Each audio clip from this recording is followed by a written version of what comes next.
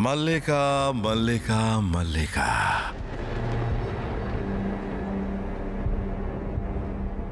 बड़ी रानी महाराज के कमरे में? ये कीमती हार सिर्फ तुम्हारे गले में ही शोभा देता है। सच में?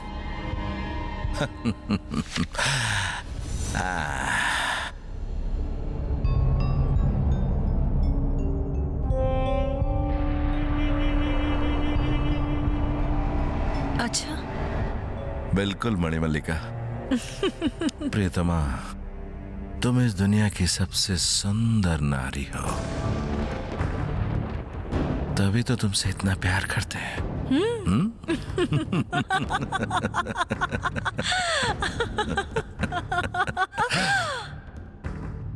और अगर कभी मुझसे भी ज्यादा सुंदर किसी को देख लिया तो क्या मुझसे प्यार नहीं करोगे? असंभव। तुमसे ज्यादा सुंदर इस दुनिया में कोई हो ही नहीं सकती। हमें यकीन है ये।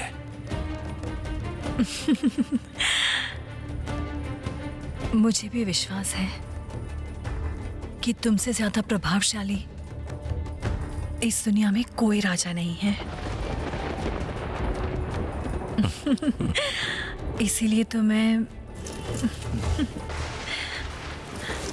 कौन है वहां?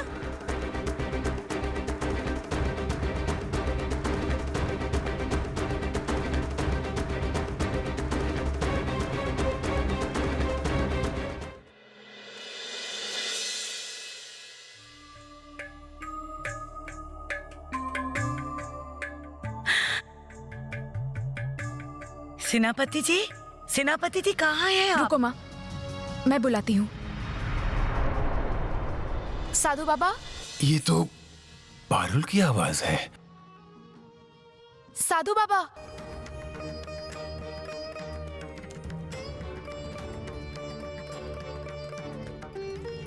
अब वो देखो, साधु बाबा आ गए। ये क्या, तुम लोग यहाँ पर? कुछ देर पहले ही मैं तुम्हारे बारे में सोच रहा था। मुझे सूर्यनगर जाना है साधु बाबा, मुझे आशीर्वाद दीजिए ताकि मैं अपनी माँ को कारागार से मुक्त करवा सकूं, अपने 7 भाइयों को ढूंढ के उन्हें भी अपनी माँ के पास पहुंचा सकूं और इस देश में सुख को वापस ला सकूं। आशीर्वाद है बेटी, आशीर्वाद है। तुम कर पाओगी, तुम जरूर कर पाओगी, मुझे पूरा विश्वास है, क्योंकि तुम साहसी हो और बुद्धिमान भी। सच में बेटी, लेकिन तुम्हें बहुत ही सावधान रहना होगा। कड़ा पहरा रहता है राजमहल के चारों ओर। पकड़ी गई तो बहुत ही मुश्किल हो जाएगी। तुम्हें शत्रुओं के साथ अकेले ही लड़ना होगा। अकेले क्यों? आप नहीं जाएंगे पारुल के साथ? मैं कैसे जाऊंगा गायत्री? मुझे लोग वहां पहचान लेंगे, मैं पकड़ा जाऊंगा। गुप्तचरों को अगर खबर लग गई तो मैं बच नहीं पाऊंगा। हाँ, तो फिर पारुल वहां नहीं जाएगी सेनापति जी। पारुल को मैंने जन्म नहीं दिया है, लेकिन खून पसीना बहा के पाला है। आप अगर साथ नहीं गए तो मैं उसे किसी मुसीबत में नहीं डालूंगी। अगर पता चला कि ये रानी पद्मावती की बेटी है, वो रानियां इसे बिल्कुल नहीं छोड़ेंगे सेनापति जी। तुम ऐसे ही घबरा रही हो गायत्री। पारुल कोई साधारण लड़की नहीं है, वो राजकुमारी है। सूर्यनगर के राजवंश की उत्तराधिकारी।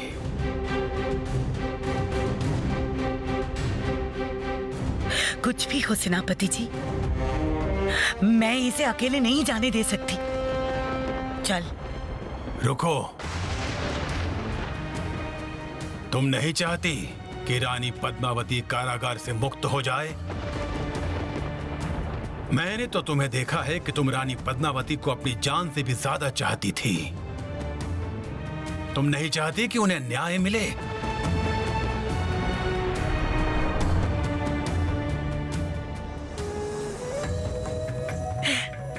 चिंता मत करो माँ,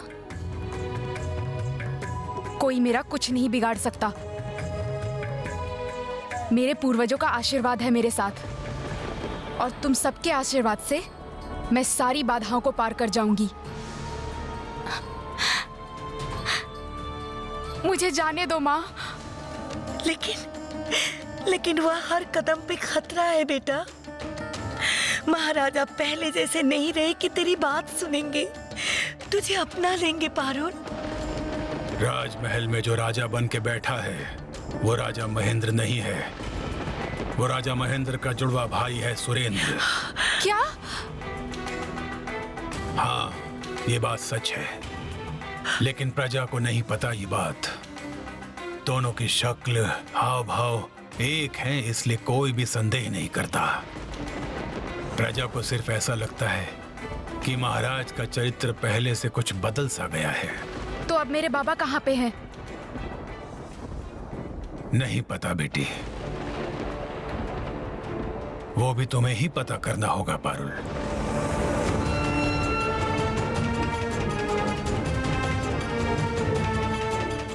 मैं कल सुबह ही सूर्यनगर जाऊंगी। आप मेरे जाने का बंदोबस्त कीजिए साधु बाबा। नहीं पारुल, मैं अभी तुम्हें उन शत्रुओं के बीच नहीं भेज सकता। क्यों? क्योंकि तुम्हें पहले तैयार होना पड़ेगा। घुड़सवारी, अस्त्र चलाना, ये सब तुम्हें सीखना होगा, क्योंकि तभी तुम अपनी सुरक्षा खुद ही कर पाओगी।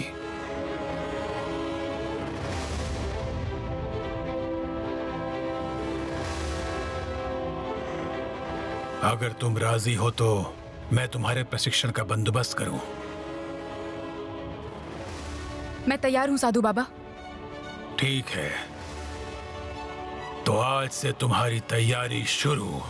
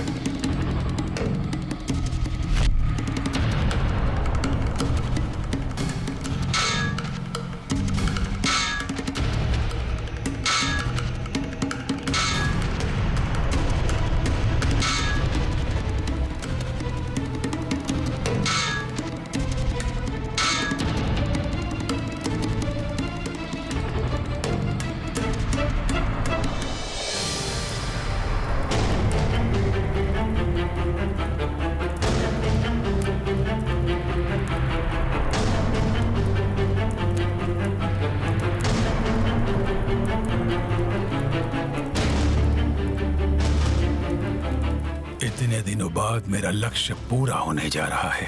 किसी भी परिस्थिति, किसी भी विपत्ति का सामना पारुल कर पाएगी।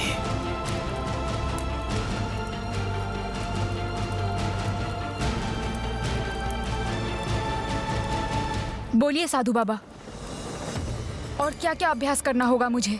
तुम्हारी शिक्षा आज से समाप्त हुई पारुल, लेकिन तुम सफल हुई या नहीं उसके लिए तुम्हारी परीक्षा लेनी पड़ेगी। मैं कल तुम्हारी परीक्षा लूंगा, प्रस्तुत रहना। मैं प्रस्तुत रहूंगी साधु बाबा।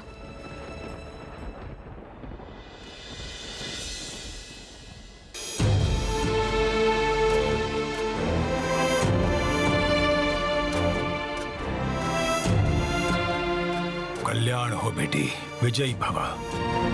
आज तुम्हें केवल मात्र शब्द सुनकर लक्ष्य भेद करना होगा। ये फल रहेगा मेरे मस्तक पे। बिना देखे, सिर्फ मेरे मुंह से आवाज सुनकर इस फल पे तुम्हें निशाना लगाना होगा। कर पाओगी? ये क्या, ये कैसी कठिन परीक्षा ले रहे हैं सेनापति महाराज?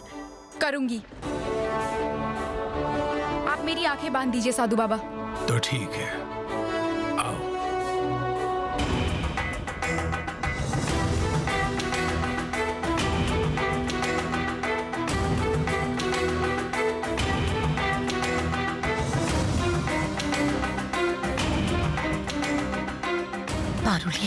थी ना, लक्ष्य अगर चुप गया तो सेनापति महाराज।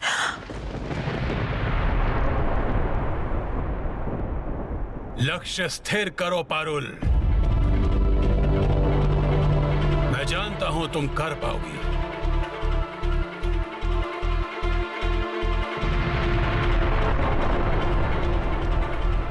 अपने ऊपर विश्वास रखो पारुल।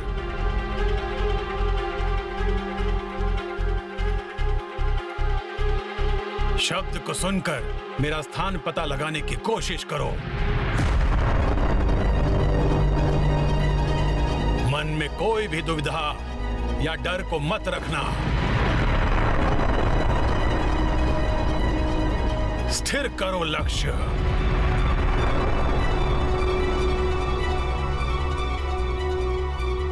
चलाओ तीर।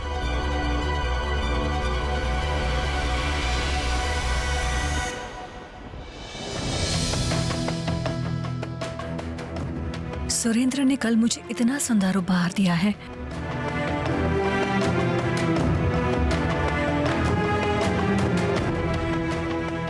मुझे भी उसके लिए कुछ करना चाहिए।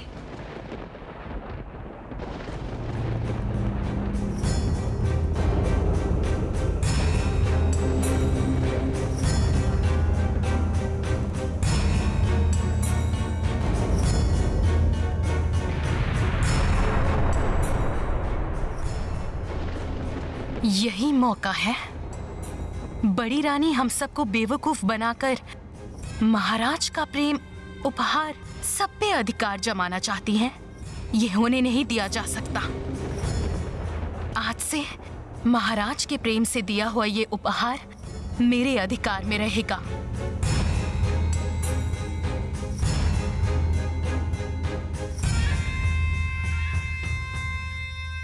हिमकू क्लिमकू चमत्कार, आ जाए हाथ में रत्नहार।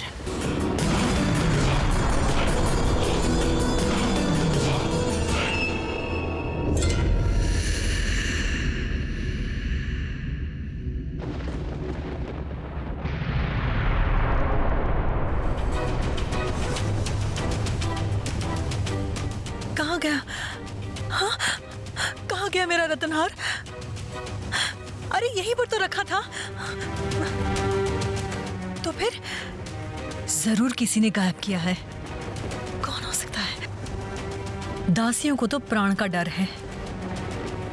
इसका मतलब ये जरूर किसी रानी ने किया है। मगर किसने? चाहे जो भी हो, पकड़ी तो जरूर जाएगी।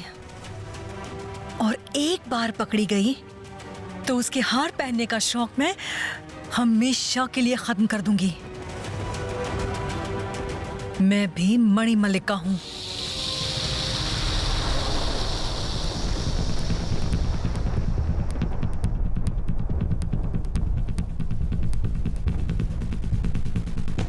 चलाओ तीर।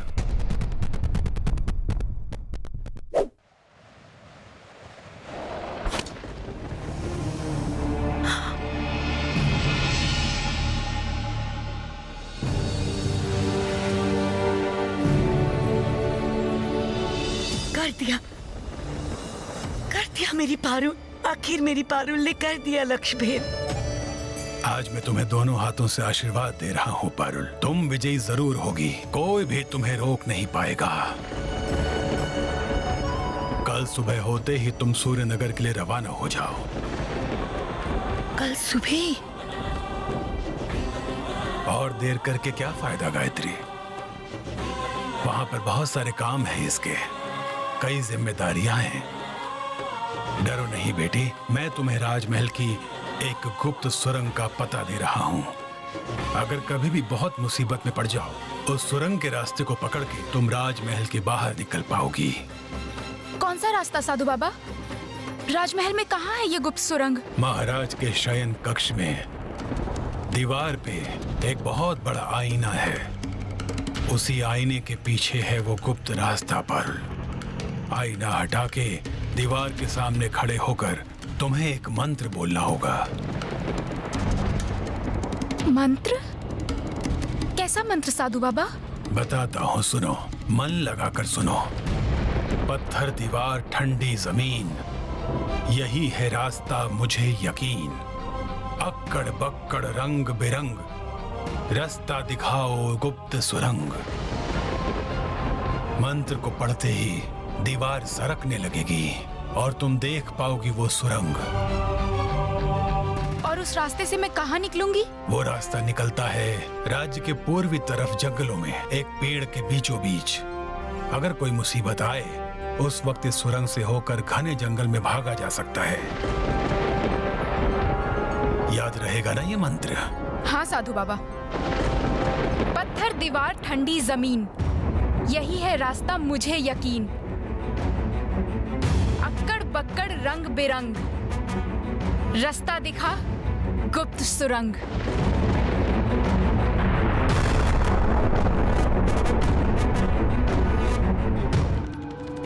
तंत्र माता, तंत्र माता, आप मुझे रास्ता दिखाइए तंत्र माता। क्या हुआ है मणिमल्लिका, इतनी बेचैन क्यों हो? तंत्र माता, मेरा मनपसंद रतनहार चोरी हो गया है। इतने दिनों तक चप्पा चप्पा छान मारा है राजमहल के कोने कोने में, लेकिन कहीं नहीं मिला। मैं जानना चाहती हूँ तंत्र माता, किसने लिया है ये रतनहार? किसमें है इतना साहस कि उसने रानी मणिमल्लिका का हार चुराया? शांत हो जाओ पहले। अपना खून जला के कोई हल नहीं मिलता मणिमल्लिका। पहले तुम ये बताओ, तुम्हें किसी पे शक तो नहीं है? शक तो 1-2 बार नहीं 100 बार होते रहते हैं तंत्र माता। किस पे? मेरी सारी सौतनों पे। किसी पे भरोसा नहीं है मुझे, किसी पे नहीं। मुझे यकीन है उन्हीं में से किसी का काम है ये।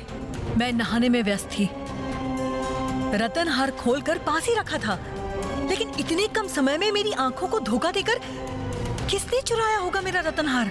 ये तो मेरे लिए रहस्य है माता। लेकिन तेरी सौतेने भी तो रानियां हैं। वो इतना जोखिम लेकर इतना सामान्य हार क्यों चुराएंगी?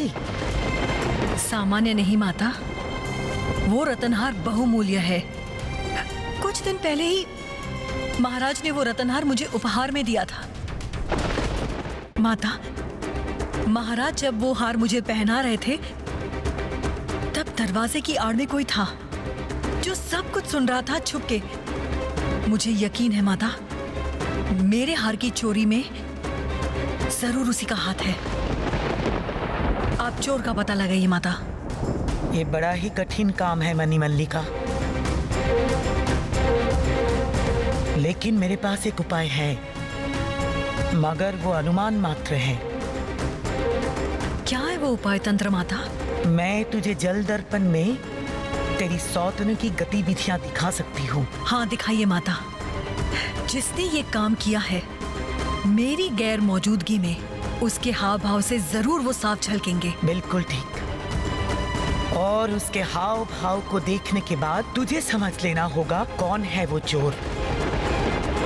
बोल, किस पर तेरा पहला शक जाता है?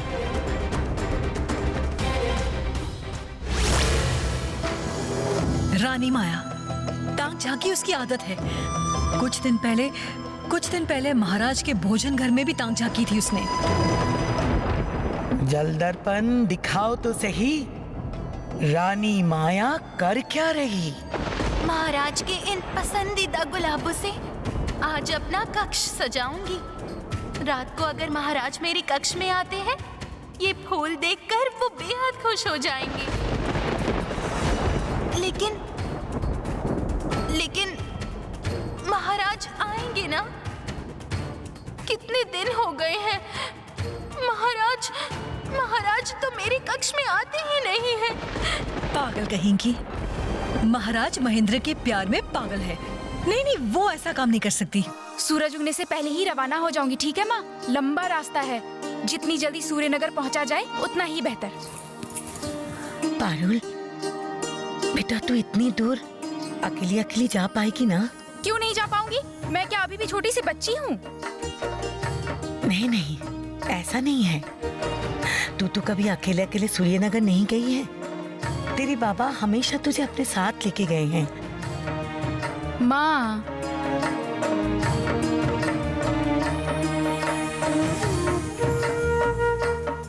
पहले की पारुल और अभी की पारुल क्या एक जैसी है? तुम ही बताओ। अभी मेरे सर पे कितनी जिम्मेदारियां हैं। अपनी माँ को कालकोठरी से निकालना है, अपने 7 भाइयों को ढूंढ के निकालना है,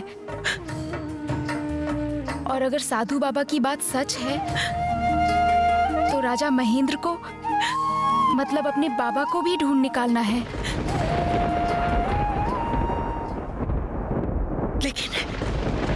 लेकिन तो सूर्यनगर जाके पता नहीं कहाँ रहेगी, क्या करेगी, क्या खाएगी, मुझे तो कुछ भी समझ में नहीं आ रहा है। तुम इतना मत सोचो माँ, मैं सारा बंदोबस्त कर लूंगी।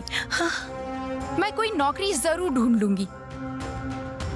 मुझे भी तो कोई उपाय निकालना ही होगा ताकि मैं उस राजमहल के अंदर ही रह पाऊं।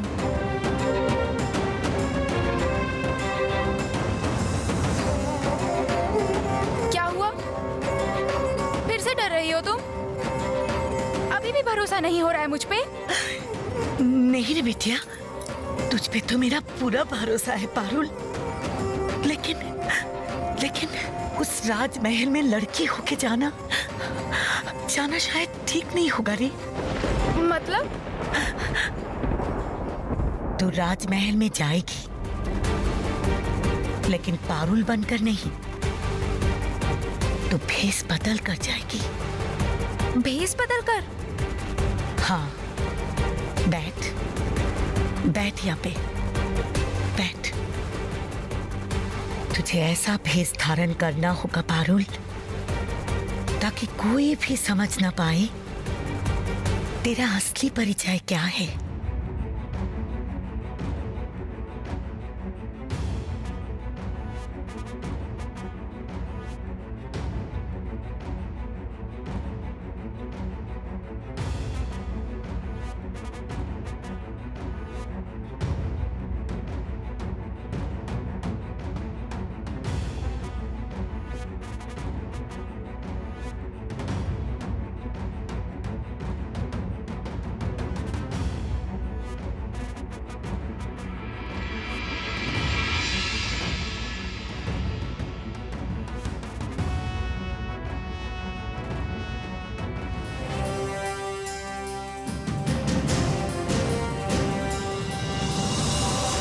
माँ, मैं तो पहचान में ही नहीं आ रही हूँ।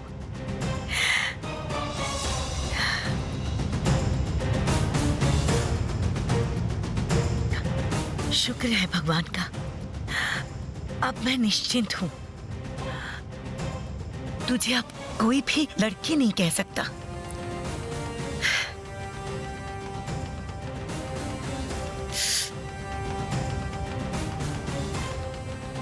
अरे देख देख, सूरज तो उग चुका है।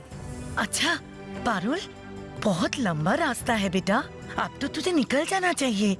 तो रुक, मैं तेरे लिए खाना लेकर आती हूँ। हाँ, मैं अभी कुछ नहीं खाऊंगी माँ, मुझे भूख नहीं है अभी। ये क्या, ऐसा कहने से कैसे चलेगा? हाँ, रास्ते पे कहीं खाना मिले या ना मिले कैसे पता चलेगा? आ, यहाँ बैठ, मैं तुझे खिला देती हूँ। ले, नहीं, मुझे नहीं मुंह खाना। खोलो पारुल।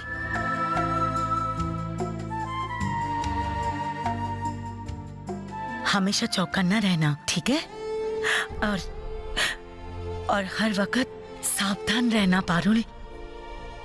और सेनापति महाराज ने जो गुप्त सुरंग का मंत्र बता दिया था तुझे, वो तुझे याद है ना? वो मैंने दिमाग में गांठ बांध लिया है, कभी नहीं भूलूंगी मैं। और कभी अगर संकट आ गया तो वहां से जल्दी से भाग आना। तेरे घर वापस आने तक हम बहुत चिंता में रहेंगे रे।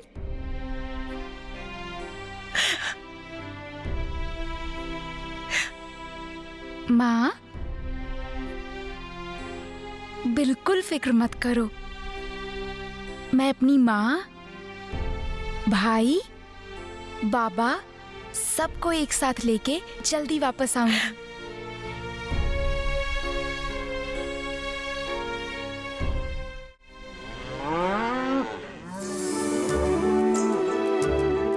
वो देख, लाली काली शायद बुला रही है तुझे। जा तू एक बार जाके मिल ले उनसे। तब तक तेरे लिए मैं थोड़े से कुरमुरे और लड्डू पोटली में बांध देती हूँ।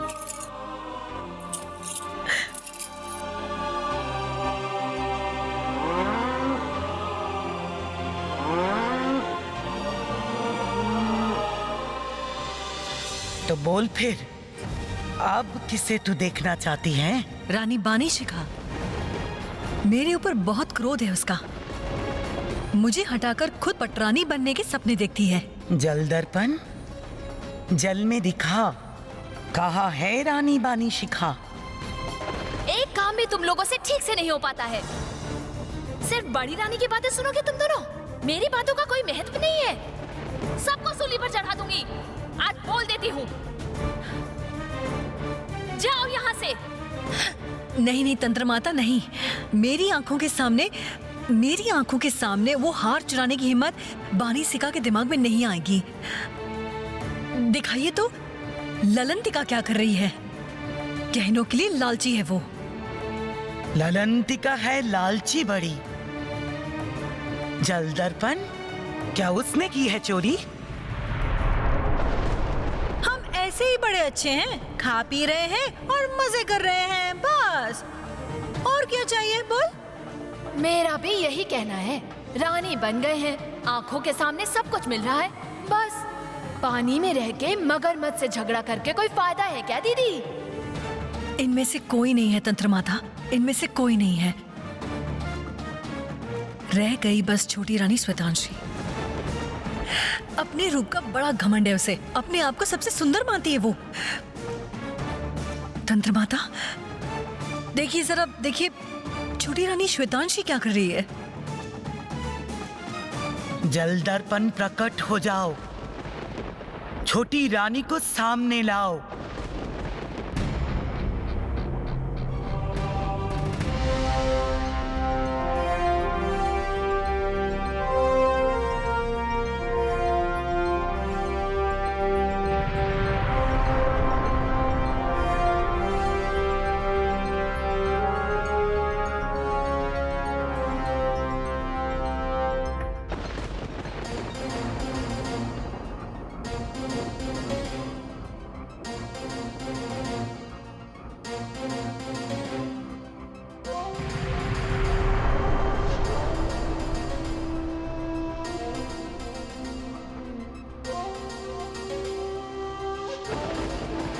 मिल गया माता, माता यही है वो रत्नहार इसी पेटी में है, ये मेरा यकीन है। नहीं तो इतनी रोशनी किसी और रत्नहार में नहीं हो सकती। मुझे भी ऐसा ही लग रहा है। मैं और समय बर्बाद नहीं करूंगी तंत्र माता। रंगे हाथों आज पकड़ूंगी इस छोटी रानी को और फिर ऐसी कड़ी सजा दूंगी कि सारी जिंदगी याद रखेगी ये छोटी रानी श्वेतांशी।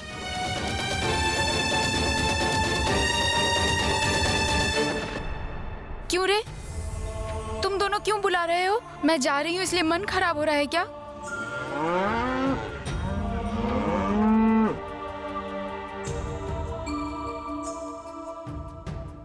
मन तो खराब होगा ही। अब फिर कब तुम दोनों से मिलूंगी क्या पता।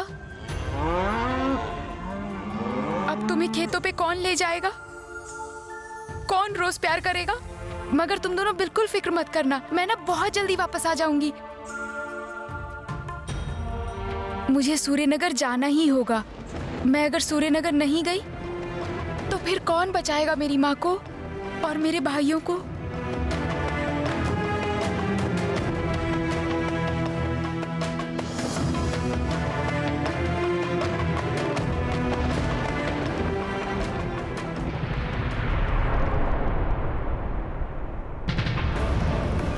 तेरा बंदोबस्त तो मैं अब करूंगी। इतनी हिम्मत है तुझ में?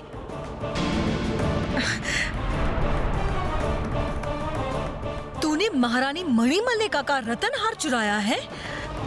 आज मैं तेरे ये हाथ कटवा दूंगी। चल तू, अभी बताती हूँ मैं तुझे।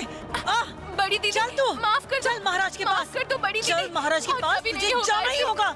सजा माफ कर मिलेगी दो मुझे। तुझे। चल मेरे माफ कर साथ। दो बड़ी दीदी, मुझे माफ कर दो, माफ कर दो। चल ऐसी सजा दूंगी कि जिंदगी भर तेरा हार पहनने का शौक मिट जाएगा। चल। नहीं बड़ी दीदी, चल, बार की माफी दे दो बड़ी दीदी। देखा है ना तूने, रानी पद्मा कैसे इतने सालों से काल कोठरी में बंद पड़ी है, वैसे ही काल कोठरी में सड़कर मरेगी तू भी। कड़ी सजा मिलेगी तुझे। चल चल बड़ी दीदी, मुझे माफ कर दो। मेरे साथ। माफ कर दो बड़ी दीदी, माफ कर दो मुझे, इस बार माफ कर दो, माफ कर दो। इतना बड़ा गुनाह जो किया है तूने, सजा तो तुझे मिलेगी ही, लेकिन काल कोठरी में नहीं। 3 दिनों के लिए तेरा खाना बंद। अब फिर से कुछ ऐसा किया तो मुझसे बुरा और कोई नहीं होगा श्वेतांशी, इसलिए सावधान रहना।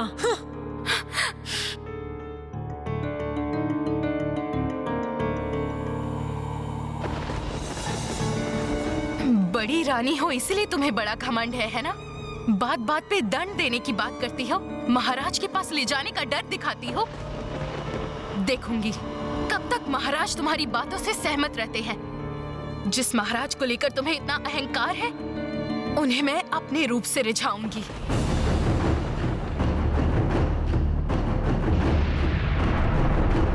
और देर करना ठीक नहीं।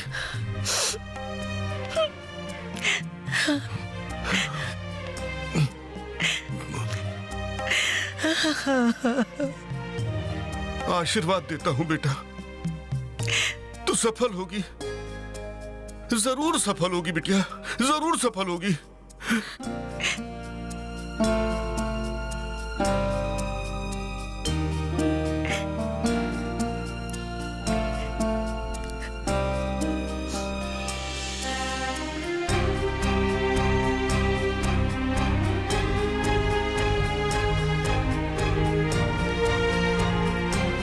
बस बस बस बस।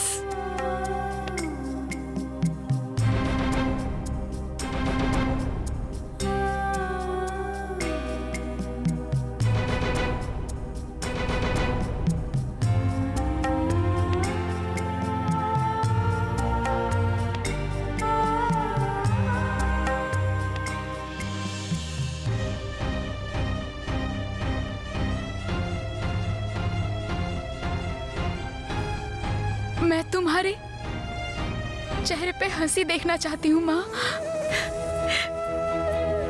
आंसू नहीं।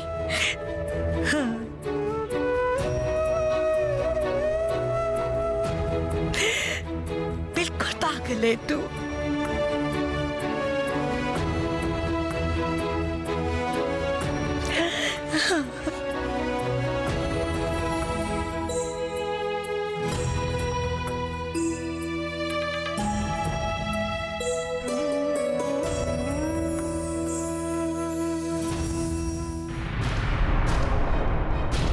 आज मैं महाराज का मन ऐसे बदलूंगी कि उस बड़ी रानी मलिका को भूल जाएंगे। इस समय महाराज रोज इस बाग में सैर करने आते हैं, यही तो मौका है। रानी श्वेतांशी आज अपने रूप से रिझाएगी महाराज को।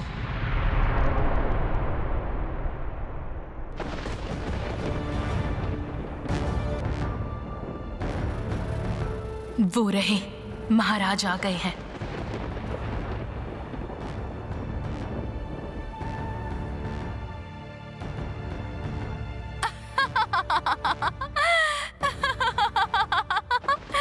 ये किसकी हंसी है? इस वक्त तो यहाँ कोई नहीं रहता। देखो जरा। आईना, तू ही बता, मैं क्या महाराज की दूसरी रानियों से कम सुंदर हूँ? जो महाराज मेरी तरफ देखते ही नहीं है, वो तो भूल ही गए हैं अपनी छोटी रानी श्वेतांशी को। सबके सामने ना सही, मगर चुप चुप के तो वो मेरे कक्ष में आ ही सकते हैं। मैं तो उनकी रानी हूँ, वो चाहे तो सब संभव है। बोल, है ना?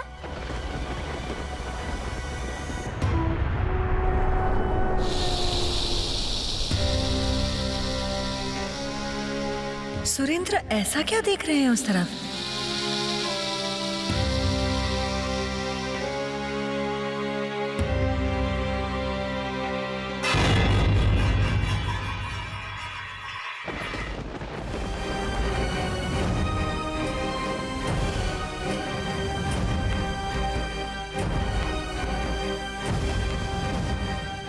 मलिका, मलिका हमारी बात सुनो। मलिका, मलिका।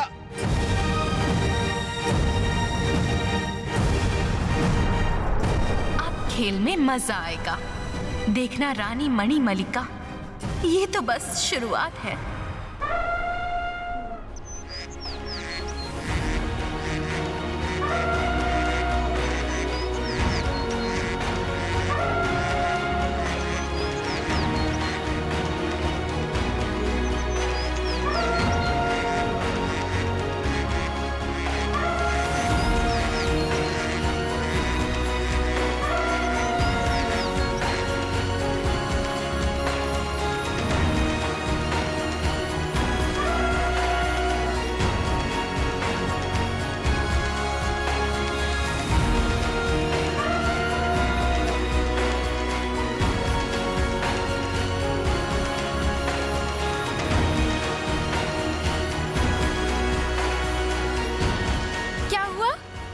सब यहाँ क्या कर रहे हो? हमें खबर मिली तो हम तुम्हें विदाई देने के लिए यहाँ आ गए।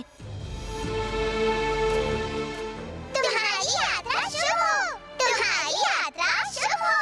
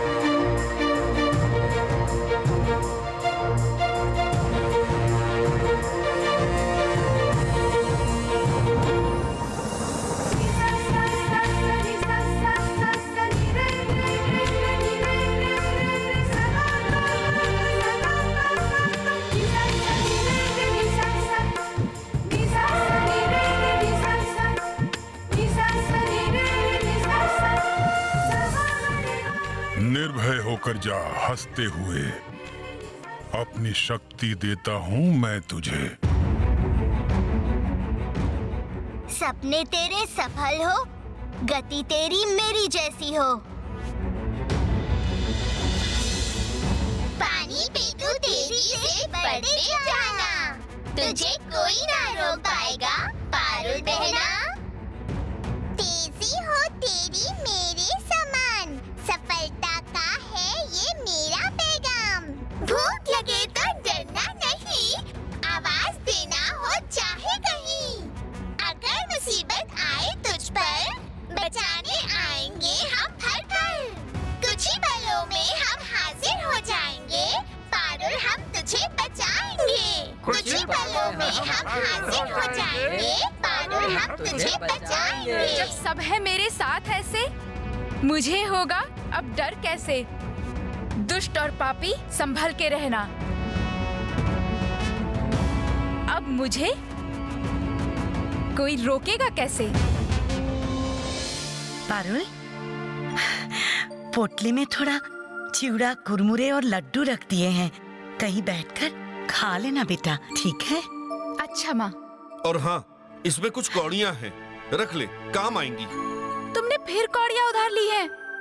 अभी तो लगान देने के लिए कौड़ियाँ उधार ली थी। ओहो, तू ये सब मत सोच बिटिया, ये उधार तो मैं जरूर चुका दूंगा। अभी तू जो लक्ष्य लेकर जा रही है उस पर पूरा ध्यान दे। बाबा ठीक कह रहे हैं, तू उन्हें मना मत कर। देखना, संकट में ये जरूर काम आएंगी। रख ले बेटा। अब तू रवाना हो जा बेटी, और देर करने से पहुंचने में रात हो जाएगी। हाँ, अब तुम्हें रवाना होना पड़ेगा।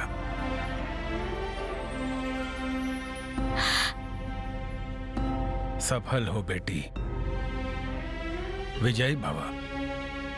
याद रखना, मैं हूं या कोई और, तुम्हारे साथ रहे या ना रहे, अपने आप को कभी अकेला मत समझना, निर्बल मत समझना, डरना नहीं। याद रखना, भय पर जय करना ही सफलता का पहला कदम है। तुम जा रही हो अपने माँ बाबा और 7 भाइयों को ढूंढने, इसलिए खाली हाथ वापस आने का कोई विकल्प नहीं तुम्हारे पास। मैं खाली हाथ नहीं आऊंगी साधु बाबा, मैं जरूर सफल होऊंगी।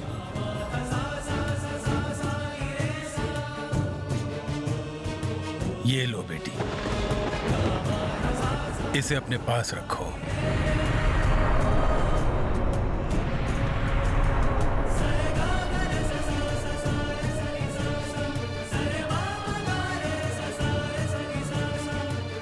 नहीं बेटी, नहीं नहीं, दिन के उजाले में यह अस्त्र कभी नहीं निकालना।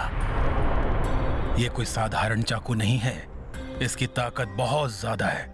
किसी भी चीज को काटने में यह वस्तु सक्षम है। सिर्फ एक ही बात याद रखना, सूरज की रोशनी में ये अस्त्र बिल्कुल काम नहीं करेगा। केवल इसे अंधकार में ही इस्तेमाल किया जा सकता है।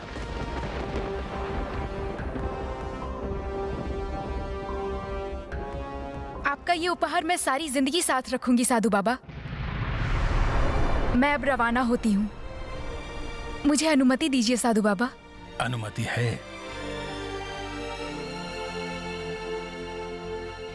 माँ,